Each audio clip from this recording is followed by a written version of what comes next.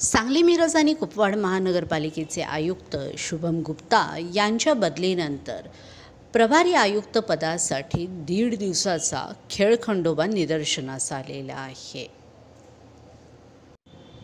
शुभम गुप्ता यांच्या बदलीनंतर अतिरिक्त आयुक्त निलेश देशमुख यांच्याकडे गुरुवारी आयुक्तपदाचा कार्यकाळ सोपवण्यात आला. प्रभारी आयुक्तपद 24 तास उलटण्यापूर्वीच त्यांच्याकडून काढून घेण्यात आले. अतिरिक्त आयुक्त म्हणून रविकांत अडसूळ यांच्याकडे प्रभारी आयुक्तपद नगरविकास विभागाने सोपवलेले आहे. 2 दिवसापूर्वी गुप्ता यांची विदर्भ वैज्ञानिक विकास महामंडळाचे सदस्य सचिव म्हणून बदली करण्यात आली.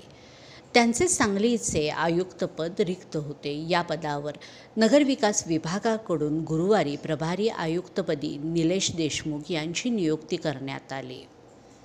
त्यानुसार तत्काळ प्रभारी आयुक्त तथा प्रशासक म्हणून त्यांनी कारभार स्वीकारला आणि शुक्रवारी दुपारी महापालिकेचे अंदाजपत्रकही त्यांनी सादर केले. मात्र अंदाजपत्रकाची माहिती देण्यासाठी आयोजित करण्यात आलेल्या पत्रकार परिषद संपल्यानंतर दुपारी नगरविकास विभागाकडून प्रभारी आयुक्तपदी अडसूळ यांची नियुक्ती करण्यात आल्याचे पत्र प्रशासनाला प्राप्त झाले. देशमुख यांना 1.5 दिवसाचे प्रभारीपद मिळाले. घडलेल्या या घटनेबद्दल महापालिकेमध्ये सर्वत्र दबक्या आवाजात उलटसुलट चर्चा सुरू होती.